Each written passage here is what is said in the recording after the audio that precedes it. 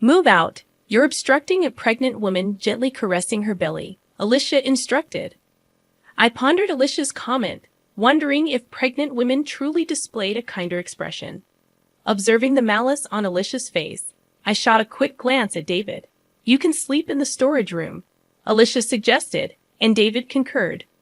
My lifelong love for him waned instantly, though a touch of sentiment lingered, leaving me somewhat melancholic.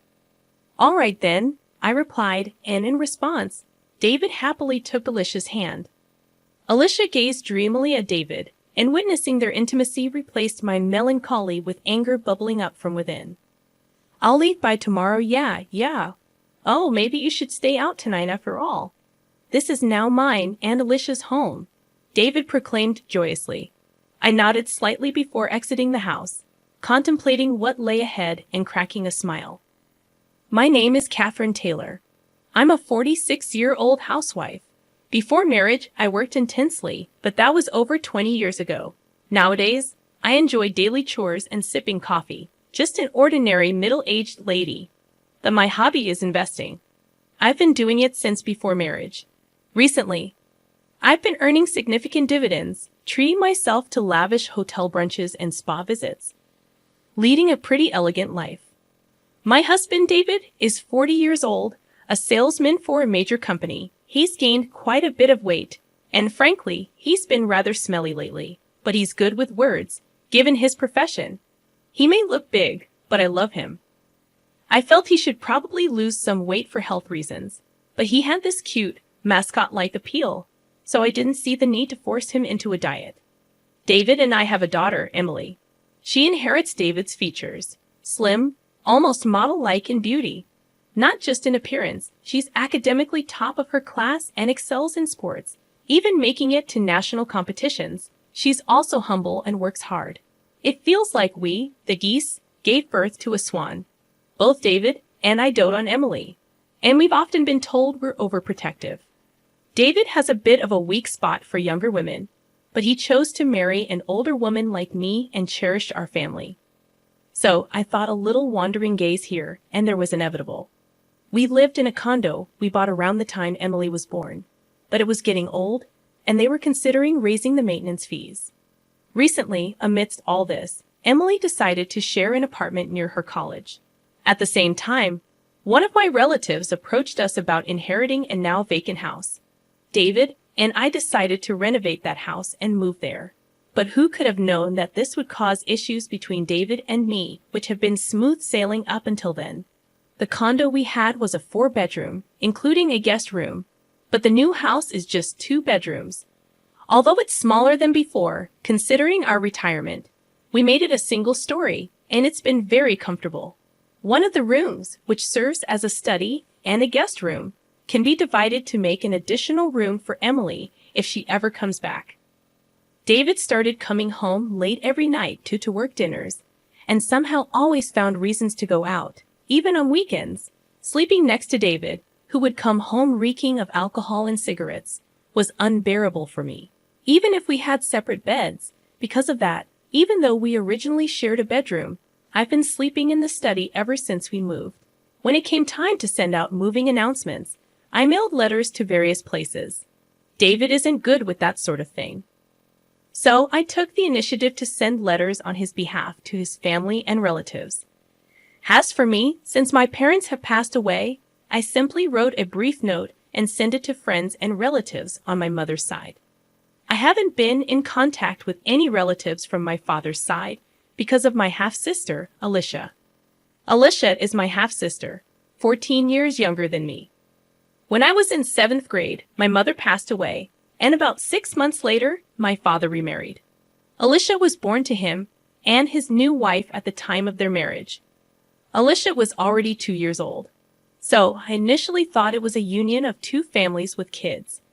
About 5 years into their marriage, my father and his new wife were involved in an accident and never returned. At their funeral, relatives from my dad's side told me that he and his new wife had been childhood friends, and everyone had always thought they would end up together. However, my mom had set them up through her boss, and my dad felt he couldn't refuse, leaving his childhood friend out in the cold. To think that behind their smiles, my dad had a child with his second wife was a huge shock to me. Every time we had a family gathering, Alicia's favorite foods were served. She had brand name clothes, and she got the biggest room all to herself. If she said she wanted to go somewhere, they'd take her immediately. Meanwhile, I was burdened with all the chores, from preparing meals to doing laundry. I had to work part-time jobs, and all the money I earned was taken away. I also had a small storage room under the stairs, and I had to beg for even basic necessities. By the time Alicia was in elementary school, she had heard about my mom from the relatives and started looking down on me. I worked several part-time jobs to save money and finally moved out. It was impossible for me to harbor any positive feelings towards Alicia, and I never told her about my marriage or that I had a child. A few weeks after moving, I was having tea and relaxing when the doorbell rang. When I answered, a man's voice mumbled delivery, and on the screen was a person looking down. I thought maybe David had ordered something and opened the door, only to be left speechless. "Oh, Alicia, why are you here?" "Hi, sis. Long time no see. Just thought I'd drop by," Alicia said while wearing the hat I saw on the intercom. She wasn't a delivery person, but my half-sister. Without waiting for a response, she walked past me, entered the living room, and sat down on the couch. I followed her in a hurry, stood in front of her, and looked down. "I figured you wouldn't open the door if you knew it was me, so I used a recorded voice. That's just low." "Geez, you're scary." I raised my voice at Alicia, and she feigned fear in an exaggerated way. However, it was clear she was just putting on a show, and the proof was that Alicia had a smirk on her face. "I came for a visit," Alicia said, speaking nonsense, getting a cold response from me. Yet she grinned and started explaining the reason for her unexpected visit. "But sis, you never even told me where you live. I got married, but my husband is always on business trips, and it's getting boring. Plus, once my belly starts getting bigger, moving around becomes a hassle, right? Everyone told me to come stay with you. Just go home. I don't even want anything to do with you." "Well, too bad. I already came here planning to stay with you." Listening to Alicia's audacious words only irked me further. Under my breath, I muttered, "Typical of a kleptomaniac's daughter." Hearing that, my anger reached its peak. "Get out. I never want to see your face again." "What's all the fuss about?" "People outside can hear you," David said. I was at a loss for words, surprised by David's unexpected return at such an odd hour. As I struggled to explain, Alicia stood up and walked over to David, intertwining her arm with his. David didn't seem to mind. In fact, he looked quite pleased. "Oh, Alicia here. Welcome, David. My sister was being mean. I thought it'd be nice to stay with you until the baby is born. But is that okay?" "Of course. I'd be thrilled if you're okay with it. You can stay as long as you want." I stood there in disbelief, silently observing the exchange between David and Alicia. The intimacy they shared seemed more like that of lovers than mere siblings-in-law. "David, what's going on?"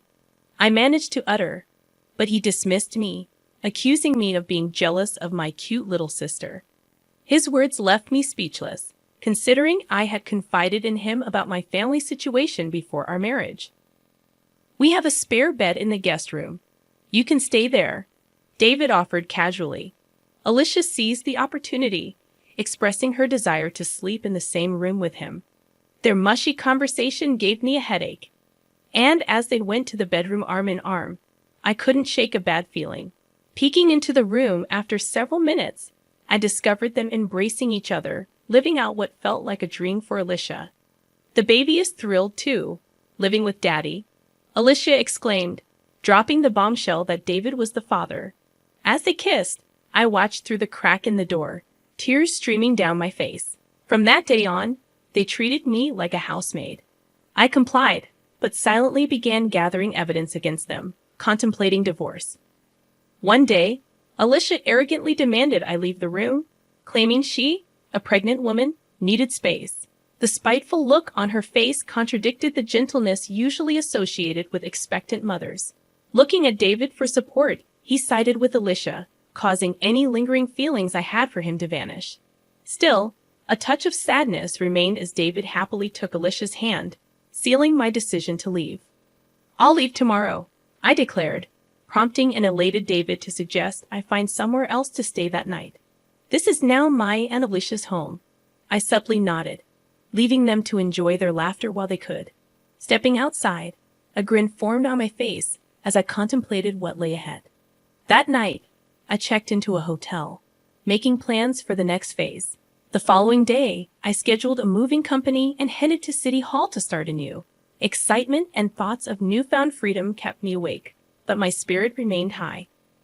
To my surprise, upon returning home, I found the moving company already confused, as the house appeared empty. A small box with a note greeted me, containing some of my cherished belongings carelessly thrown in. Adding insult to injury, David's wedding ring lay at the bottom of the box. Anger surged within me as I discovered the house in disarray, with evidence of David and Alicia's escapades. I led the movers to pack their belongings, then found a note on the dining table announcing David and Alicia's 6-day trip abroad and requesting the house to be cleaned. The note mentioned that the divorce would be finalized upon their return. David's utter self-centeredness left me dumbfounded, but his absence made executing my plan much easier and secretly grateful that I had the movers pack all my belongings. I left David's wedding ring on the kitchen counter before departing the house. After some contemplation, I purchased a place near Emily's university, which happened to be on sale.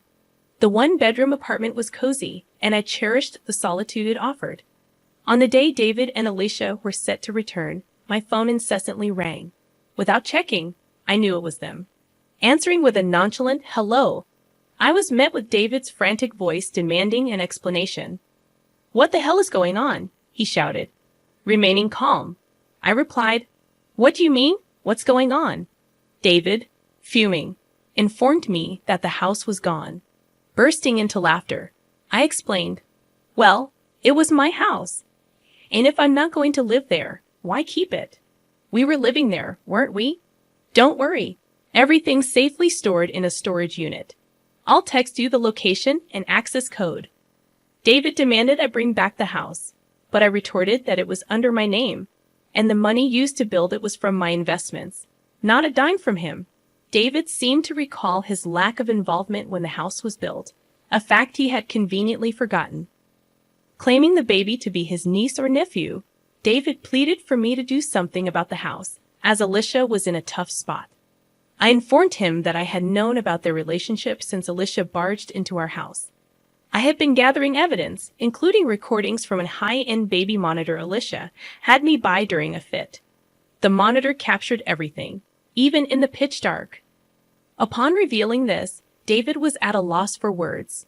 Cheerfully, I mentioned that the mailbox might have something for him. David checked it, discovering a certified mail.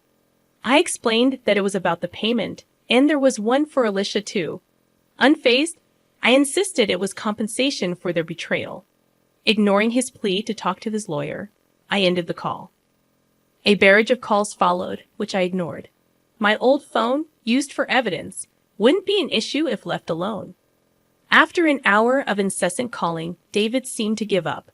The attorney reached out, sounding weary. The next morning, a relative from my father's side called on my new phone, likely having obtained the number from Alicia. Expecting scolding, I recorded the call. The relative demanded an apology to Alicia, who was pregnant, and insisted on a new house as compensation. Unyielding, I refused to apologize to the woman who had an affair with my husband. I asserted that Alicia should apologize and pay compensation. When accused of being a kleptomaniac's child, I retaliated, stating that Alicia's actions were reflective of her father's betrayal. I instructed them to relay a message to Alicia to never get involved with me again, though I doubted she would have the chance. Hanging up on the babbling relatives, I felt a refreshing release of pent-up emotions. I contacted my lawyer, determined to bring Alicia and David to justice. The thirst for revenge lingered until I witnessed the dumbfounded expressions on their faces during our discussion at the lawyer's office. Alicia appeared utterly miffed, while David wore a grumpy expression, showing no remorse. Surprisingly astounded, rather than angry at their self-centered comments, I laid out divorce papers in front of them, accompanied by another set, the marriage license, offering a reduction in compensation if they signed the latter. David snatched the pen from me and signed without hesitation. Alicia, smirking, followed suit. Placing the signed documents in a folder, I gave them a big smile. "I'll submit these to the county office," I announced. Alicia, with a dumbfounded expression, tried to argue, but I revealed that the divorce was already finalized in mediation the day before. Her lack of awareness stemmed from disregarding multiple summonses. As Alicia and David processed this information, I dropped another bombshell: the possibility of David denying the father-child relationship with the unborn child.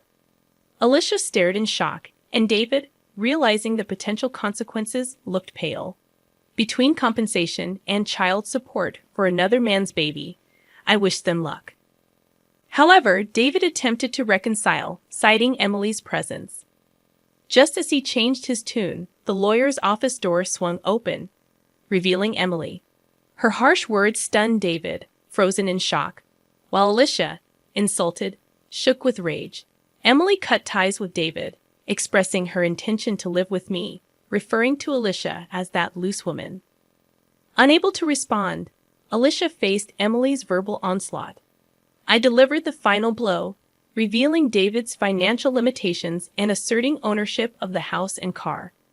Alicia's plan to extract money seemed to unravel, leaving her pale and stunned. As I left with my lawyer and Emily, I left them to their newfound reality. That evening, having dinner with Emily for the first time in a while was delightful.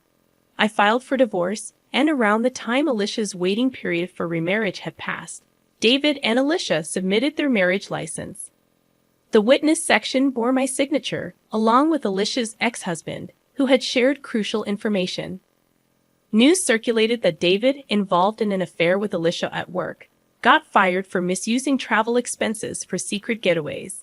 He now struggles with part-time jobs. Alicia, taking care of the child, faces financial difficulties after being dumped by her boyfriend. Her attempt to sabotage my family had backfired. Meanwhile, Emily enjoys college life, and I've been leading a relaxed life with my stock dividends. Surprisingly, I've developed a closer bond with Alicia's ex-husband, who affectionately calls me Catherine. Recently, he reached out for an important talk, making me feel a bit restless as I sit in front of my vanity, my face flushed like a smitten young woman.